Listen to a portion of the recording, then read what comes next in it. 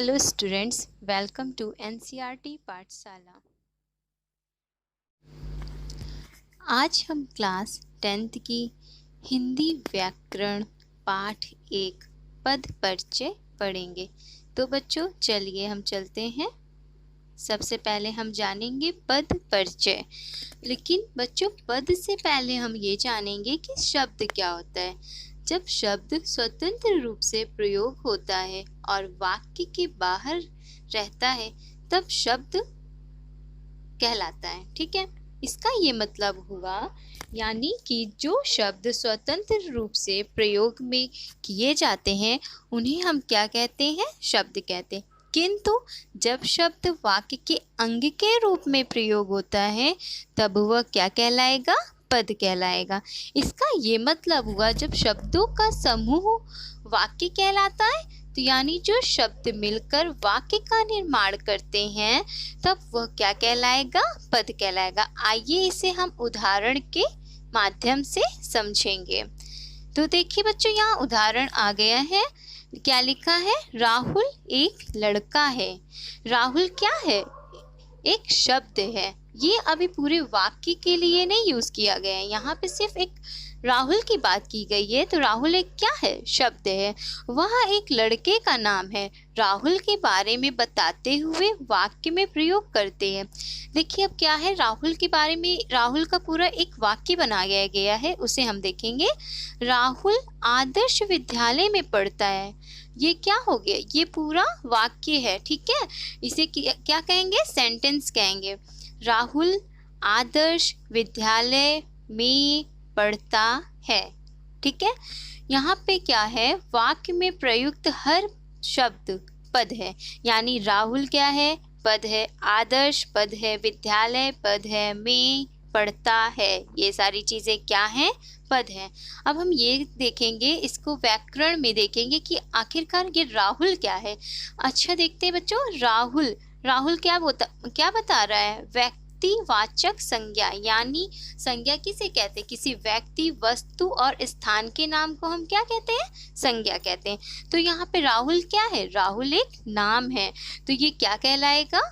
व्यक्तिवाचक संज्ञा। और ये कैसा लिंग है?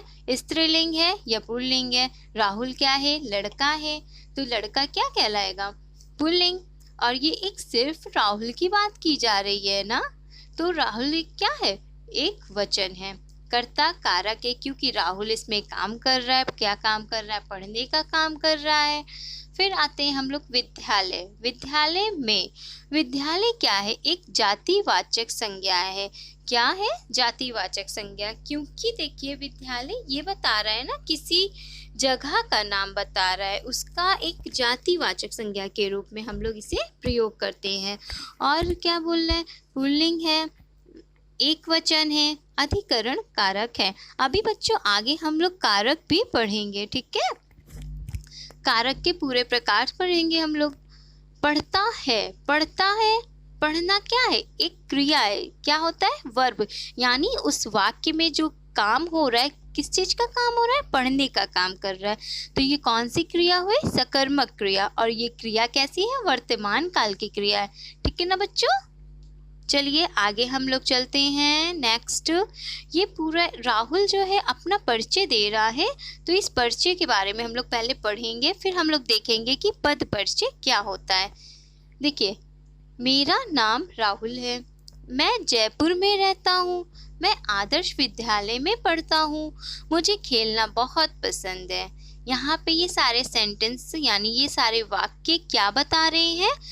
राहुल अपने बारे में बता रहा है कि राहुल क्या करता है, कहाँ रहता है, क्या उसे पसंद है, ये सारी चीजें वो बता रहा है। इस प्रकार अपने बारे में बताने को परिचय देना कहते हैं। जैसे कि अगर हम आपसे कहें बच्चों कि आप अपना परिचय दीजिए, आप अपना इंट्रो दीजिए, तो आप अपने बारे में बताएंगे ना, तो उसे हम क्या कहेंगे? इंट्रो यानी परिचय। जैसे हम अपना परिचय देते हैं, ठीक उसी प्रकार एक वाक्य में जितने शब्द होते हैं उनका भी परिचय हुआ करता है। वाक्य में जो शब्द होते हैं उन्हें हम क्या कहते हैं? पहले बता चुकी हूँ, पद कहते हैं। वाक्य में जो शब्द प्रयोग हो रहे हैं उन्हें हम क्या कहेंगे? पद कहेंगे। उन पदों का उन पदों का परिचय देना क्या कहलाएगा? पद परिचय। यानी मान लीजिए बच्चों, हम आपसे कहते हैं बच्चों अपना इंट्रो दीजिए या परिचय बताइए, तो आप अपने बारे में बताएंगे ना। उसी प्रकार जो सेंटेंस है, जो वाक्य है, वाक्य में जो लिखा है वाक्य अपना परिचय देगा, यानी पद परिचय। वाक्य में जो शब्द लिखे हैं वो हर एक शब्द अपना परिचय देगा, यानी वो संज्ञा है कि सर्वनाम है कि क्रिया है कि विशेषण है ना, ये सारी चीजें वो बताएगा। तो इसे हम क्या कहेंगे? पद परिचय। आइए बच्चों आगे हम लोग चलते हैं पद परिचय के पास। पद परिचय में किसी पद का पूर्ण व्याकरण परिचय दिया जाता है। व्याकरण परिचय से तात्पर्य है वाक्य में उस पद की स्थिति बताना, उसका लिंग बताना, वचन, कारक तथा अन्य पदों का साथ संबंध बताना। यानी व्याकरण परिचय हम लोग कैसे देंगे? उस वाक्य में लिंग क्या है, वचन क्या है, कारक क्या है, ये सारी चीजें हम लोग बताएंगे। आइए बच्चों कुछ एग्जाम्पल्स के साथ हम लोग देखेंगे। उसके पहले हम लोग देख लेते हैं कि पद कितने प्रकार के होते हैं। पद कितने प्रकार के होते हैं? पद 5 प्रकार के होते हैं। सर्वनाम, संज्ञा, सर्वनाम, विशेषण, क्रिया और अव्यय। इन सभी पदों का परिचय देते समय हमें निम्नलिखित बिंदुओं का ध्यान रखना चाहिए। देखिए बच्चों, आपने इसके पहले संज्ञा पढ़ा होगा, सर्वनाम भी पढ़ा होगा, विशेषण भी पढ़ा होगा और क्रिया भी पढ़ा होगा, लेकिन अव्यय नहीं पढ़ा होगा। अव्यय के बारे में हम लोग कुछ जानते हैं, यहाँ आपको हम थोड़ा सा उसके बारे में इंट्रो करवाएंगे। अव्यय शब्द का वह अर्थ है जिस शब्द का कुछ भी व्यय ना होता हो, अर्थात मतलब कि ये हुआ अव्यय वे शब्द हैं जिसके रूप में लिंग, वचन, पुरुष आदि प्रभाव से कोई भी परिवर्तन ना पड़े। यानी अव्यय जो वाक्य में आएंगे, वाक्य में जो भी अव्यय शब्द प्रयोग होंगे उससे लिंग, वचन, पुरुष, काल का कोई भी परिवर्तन नहीं पड़ेगा। एग्जाम्पल में हम ये बोल सकते हैं जैसे आज, कल, तेज, धीरे, किंतु, पर, ताकि, ये सारे क्या हैं? ये सारे शब्द कैसे हैं बच्चों? अव्यय। ठीक है, आगे चलिए हम लोग बढ़ते हैं। संज्ञा के पद परिचय। हम लोग सबसे पहले संज्ञा का कैसे, मान लीजिए वाक्य में संज्ञा दिया है तो हम लोग उसको कैसे पहचानेंगे कि संज्ञा क्या है, कहाँ है, कैसे है? तो हम लोग यहाँ देखते हैं। ठीक है, संज्ञा पद का परिचय देते समय निम्नलिखित पहलुओं की जानकारी देनी चाहिए। संज्ञा का भेद पहला है व्यक्तिवाचक, जातिवाचक, द्रव्यवाचक, समूहवाचक, भाववाचक। यानी संज्ञा ये 5 प्रकार यानी 5 प्रकार के होंगे। व्यक्तिवाचक में क्या होगा? किसी व्यक्ति का नाम होगा, है ना, या किसी जगह किसी व्यक्ति का नाम होगा, जैसे कि राम हो गया, सूरत हो गया। जातिवाचक किसी जाति को जो बताए, हाँ, जैसे सैनिक। सैनिक क्या है? जातिवाचक है। सैनिक क्या है? जातिवाचक है। छात्र क्या है? जातिवाचक है। देखिए सैनिक जो है ये हमारी, मान लीजिए सैनिक आर्मी फोर्स है, हाँ, तो इसमें जो इतने भी सैनिक हैं उनको हम लोग पूरा एक आर्मी का पूरा बताते हैं ना कि ये पूरी सैनिक है। ये चीज़ हो गया। छात्र हैं, छात्र जो पूरे स्टूडेंट्स हो गए, यानी कक्षा में सारे बच्चे जो बैठे हैं उनकी एक कैटेगरी यानी उनकी एक जाति बताई जा रही है ना, ये सारे छात्र हैं। ठीक है, द्रव्यवाचक लकड़ी हो गया, सोना हो गया। समूहवाचक कक्षा हो गया और सभा हो गई, कक्षा हो गई, सभा हो गई। भाववाचक में दुख, सुख, बचपन, मोटापा, ये सारी चीजें आएंगी। अब बच्चों लिंग, सेकंड नंबर पे हम लोग क्या देखेंगे? वाक्य में लिंग कैसे पहचानना है। तो लिंग कैसे हम लोग पहचानेंगे? उसमें स्त्रीलिंग है या पुल्लिंग है। वचन, फिर हम लोग वचन पहचानेंगे, एक वचन है कि बहुवचन है। फिर हम लोग कारक पहचानेंगे। फिर हम लोग क्रिया के साथ पद का संबंध देखेंगे। चलिए बच्चों अब आगे हम लोग बढ़ते हैं कारक की तरफ। कारक, वाक्य में प्रयुक्त संज्ञा या सर्वनाम शब्दों के साथ क्रिया का संबंध कारक कहलाता है। यानी बच्चों आप ये देखेंगे वाक्य में प्रयुक्त शब्द आपस में संबंध रखते हैं, यानी जो भी शब्द हैं सब एक दूसरे से जुड़े होते हैं। यदि वाक्य के शब्द आपस में संबंध ना रखें तो उलझ के रह जाएंगे।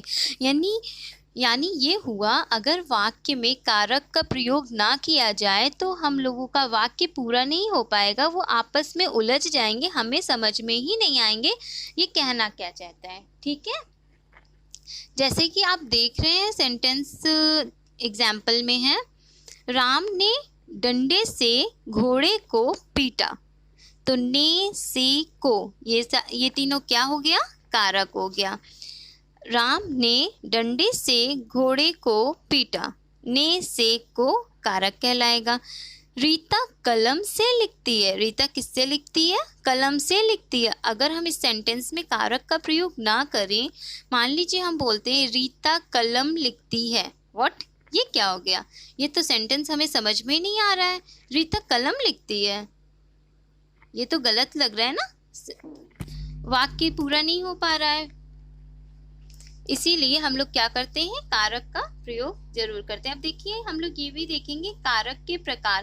कारक कुल मिला के 8 प्रकार के होते हैं, उसका चिन्ह देखेंगे और उसका अर्थ देखेंगे। कर्ता, कर्ता ने कर्म को, करण से, संप्रदाय को, के लिए, हेतु वास्ते, अपादान से, अलग होने के लिए, संबंध का, की, के, रा, री, रे, ना, नी, ने, अधिकरण में, भीतर, पर, संबोधन, हे अजी सुनो।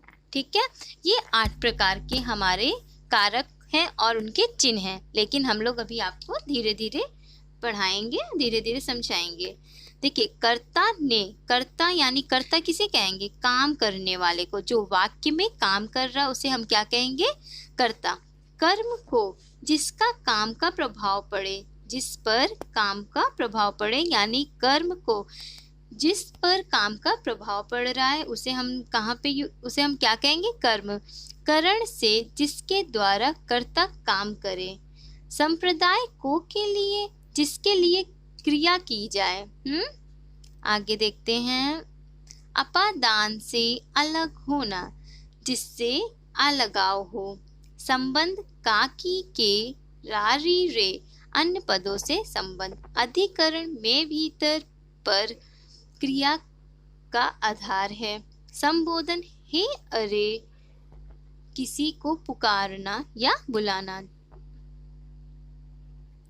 आगे हम लोग देखेंगे पद परिचय की उदाहरण। यहाँ पे हम लोग इसका वाक्य का पद परिचय देखेंगे। चलिए पहला एग्जाम्पल, जैसे कि पहला है, लक्ष्मी पत्र लिखती है। लक्ष्मी क्या लिख रही है, पत्र लिख रही है। लक्ष्मी क्या है, एक लड़की का नाम है ना, तो वो क्या हो गई, व्यक्तिवाचक संज्ञा। और लक्ष्मी स्त्रीलिंग है या पुल्लिंग है, तो लक्ष्मी क्या है, स्त्रीलिंग है। लक्ष्मी एक वचन है या बहुवचन है, लक्ष्मी क्या है, बहुवचन है। कर्ता कारक क्या है, ये कौन सा काम कर रही है, मतलब लक्ष्मी का काम क्या हो रहा है, लक्ष्मी क्या कर रही है, लिखने का काम कर रही है। पत्र जातिवाचक है, पुल्लिंग है, एक वचन है, कर्म कारक है, लिखती है क्रिया का कर्म है। ठीक है, नेक्स्ट एग्जाम्पल,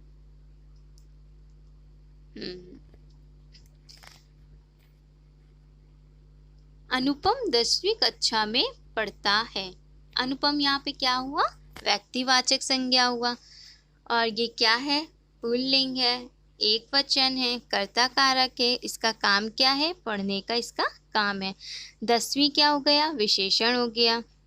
ये निश्चित संख्या वाचक है, यानी जो 10वीं है एक ये संख्या बता रहा है ना, कि देखिए 10वीं क्या है, विशेषण है, और विशेषण में भी कई टाइप्स होते हैं, तो उसमें क्या है, ये निश्चित संख्या वाचक, यानी उसकी जो संख्या है वो निश्चित है, डाउट में नहीं है, ये क्या है, निश्चित है।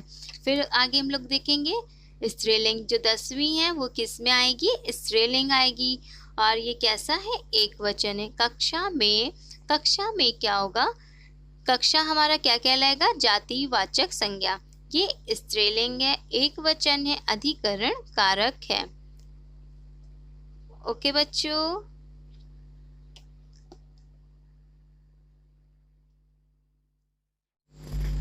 Thank you watching for this video.